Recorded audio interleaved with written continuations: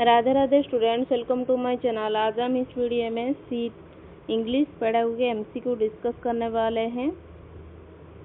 English pedagogy जो कि आपका सीटेट एग्ज़ाम के लिए बहुत ही इम्पोर्टेंट क्लास रहेगी।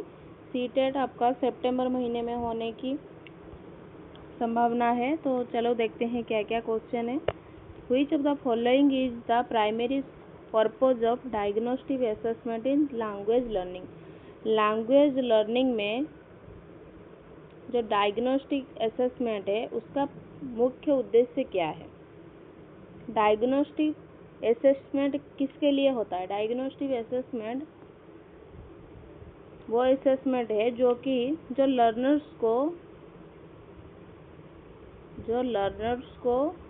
पहले से पता होता है जो चीज़, और उनको उसमें कहाँ पर दिक्कत आ रही है, कहाँ पर उन्हें सपोर्ट चाहिए होता है, ये फाइंड करना टीचर का काम होता है। टीचर को हेल्प मिलता है कि कहाँ पर उनका दिक्कत आ रही है, कहाँ पर लर्निंग गैप्स कहाँ पर है। लर्निंग गैप्स को फाइंड करना, मिसकॉन्सेप्शन क्या है उसको फाइंड करके उन्हें फीडबैक देना कि यहाँ पर आपका दिक्कत हो रहा है, ये ठीक कर लो। तो ये होता है डायग्नोस्टिक असेसमेंट। उनका कहाँ पर वीकनेसेस है वो फाइंड करना। तो सही आंसर क्या होगा? To determine the specific strength and weakness of learners before and during instruction. Learning gaps कहाँ पर उनका, कौन सी जगह पर उन्हें डायग्नोस्टिक असेसमेंट या नैदानिक जो परीक्षण है उसका मुख्य उद्देश्य विद्यार्थियों की सीखने की स्थिति का पता लगाना होता है, और इससे शिक्षक ये समझ सकते हैं कि विद्यार्थियों को किन विषय में सहायता की आवश्यकता है तथा कहाँ उनकी सुधार करना जरूरत है। तो ये सही आंसर होगा पहला option. To assign final grades and clarify overall achievement नहीं, ओवरऑल अचीवमेंट नहीं है, ये गलत है, क्योंकि जो ओवरऑल असेसमेंट की बात करते हैं या जो फाइनल ग्रेड होता है वो एंड ऑफ द कोर्स में जो होता है वो समेटिव असेसमेंट है। क्या है वो समेटिव असेसमेंट है, तो ये गलत हो गया। तो यहाँ पर पहला ऑप्शन सही है। नेक्स्ट क्वेश्चन पे चलते हैं। ए learner says whenever I come across N unfamiliar word while reading, I check its meaning in a dictionary or another reliable source। ये क्वेश्चन आधा प्रिंट नहीं हुआ है। ये क्वेश्चन है ये किस तरह का लर्निंग स्ट्रैटेजी है, किस तरह का लर्निंग स्ट्रैटेजी है जो कि लर्नर यूज कर रहे हैं। तो जब भी विद्यार्थी किसी अननोन वर्ड का अर्थ जानने के लिए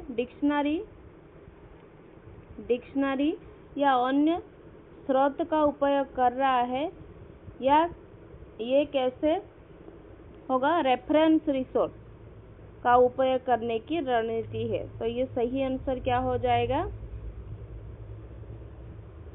referring to reference resources of for information, option A इसका सही आंसर हो जाएगा। नेक्स्ट पे चलते हैं। A primary school teacher wants to improve the speaking skills of all students in grade 3।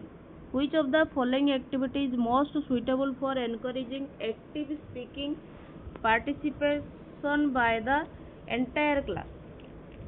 एक प्राइमरी स्कूल टीचर है जो कि ग्रेड 3 के स्टूडेंट्स का स्पीकिंग स्किल को इम्प्रूव करना चाह रहे हैं। तो ये चारों जो ऑप्शन दिया गया है, कौन सा मोस्ट सुइटेबल ऑप्शन है जो कि स्टूडेंट्स को एनकरेज करने की स्पीकिंग पार्टिसिपेशन उनका एक्टिवली वो कर पाए, कौन सा ऑप्शन सही होगा? Students discuss A given topic in small groups and share their idea with classmates. ये जो गतिविधि है इसमें क्या होगा, सभी विद्यार्थी, ऑल स्टूडेंट्स का इन्वॉल्वमेंट है। सभी विद्यार्थी को बोलने और अपना जो भी आइडिया है वो एक्सप्रेस करने का, और दूसरों का क्या एक्सप्लेनेशन है उसको सुनने का भी अवसर मिल रहा है बच्चों को। तो यहाँ पर ग्रुप में चर्चा चल रहा है, भाषा को ये बढ़ावा देता है। तो सही आंसर ये हो जाएगा ऑप्शन है।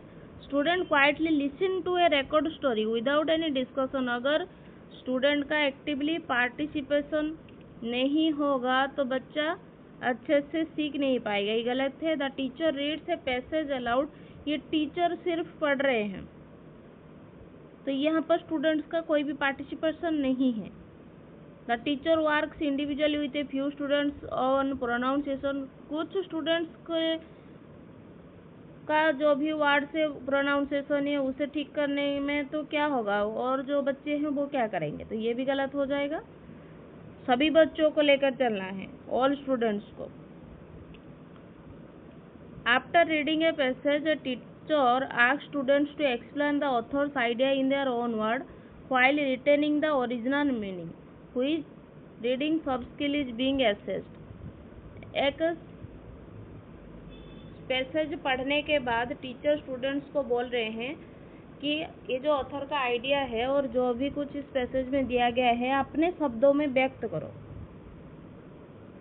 ओरिजिनल मीनिंग के साथ। तो ये कौन सा रीडिंग का सब स्किल को एसेस करना हुआ?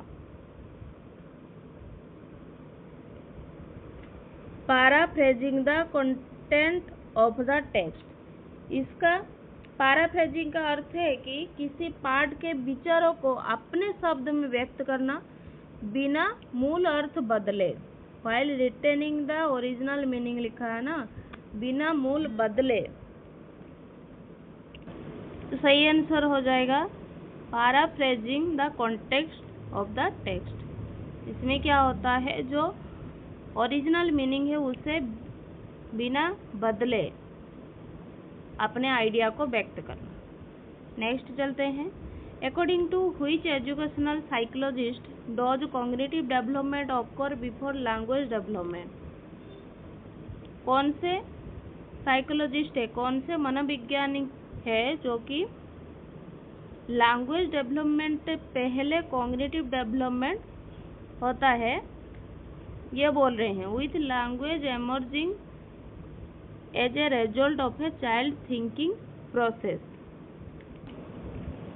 कौन साइकोलॉजिस्ट ने बोला है, किसने बोला है? पियाजेट। किसने बोला है? पियाजेट। पियाजेट के अनुसार बच्चे क्या करते हैं, पहले अपने जो अनुभव और पर्यावरण के साथ इंटरेक्शन करके कॉग्निटिव डेवलपमेंट करते हैं, संज्ञानात्मक विकास करते हैं। भाषा का विकास बाद में होता है, अर्थात जो विचार है, वो जो थॉट है वो भाषा से पहले विकसित होती है। तो सही आंसर होगा जीन पियाजेट। नेक्स्ट चलते हैं। आवर टीचर, ये भी थोड़ा प्रिंटिंग मिस्टेक है। ऊपर क्वेश्चन था कि student describe an activity in her language class. Our teacher sometimes asks us to close our eyes and identify an object by touching it. When then describe its shape, structure and other feature. I enjoy this activity and learn new words easily through it. Which learning preference is best reflected by the student's response? क्या होगा सही answer? विद्यार्थी जब वस्तु को छूकर, महसूस कर और स्वयं की गतिविधि में भाग लेकर सीख रहे हैं, ये आपका काइनेस्थेटिक लर्निंग स्टाइल है, उसकी विशेषता है। Learns language effective through movement, touch and hands on experience, kinesthetic learning style. Next चलते हैं। एब्सेशन और रीजन का क्वेश्चन है। Young children in the earlier stage of language development often produce short simplified sentence and may not consistently follow grammatical rules.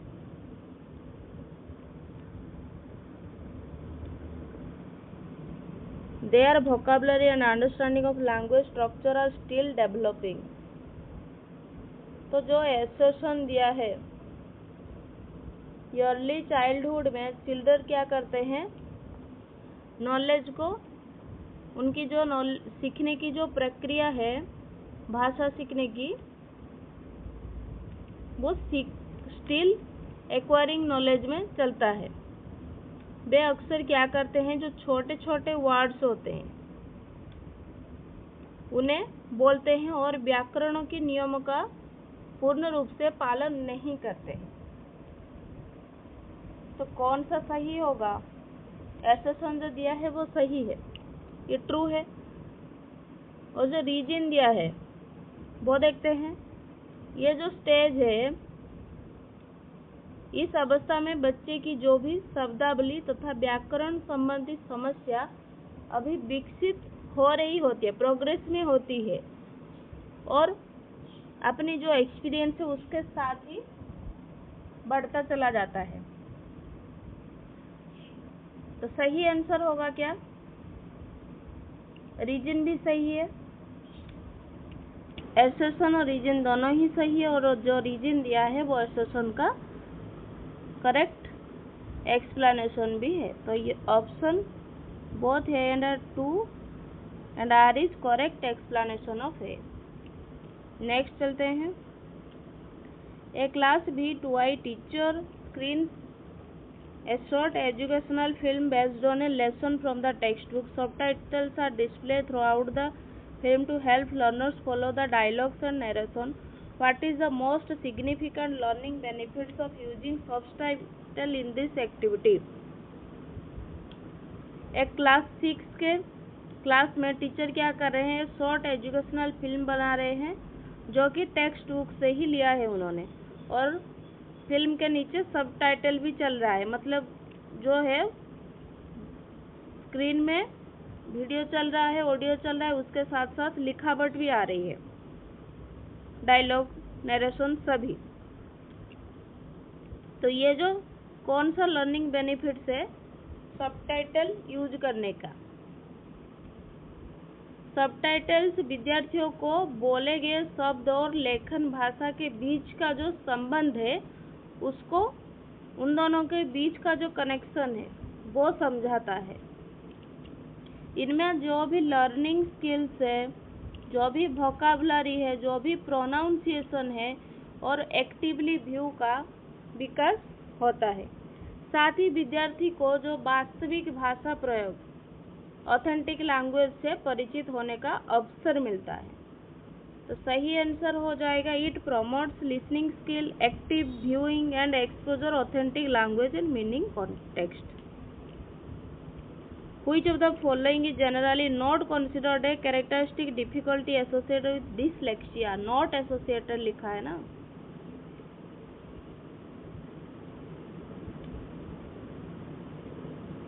तो dyslexia का सामान्य विशेषता क्या है? विद्यार्थी को अक्षर जो है और ध्वनि जो है उसकी पहचान करने में कठिनाई होती है। ये गलत है। Difficulty identify recognisation letter word sounds pattern नहीं, ये नहीं होता। Difficulty the meaning of words concept display accurating reading से रिलेटेड है डिसलेक्सिया। तो नॉट पूछा था, ऑप्शन ए हो जाएगा गलत। नेक्स्ट चलते हैं। A grade fast teacher arrange students in a circle and encourages them to talk about a memorable experience related to a rainy day.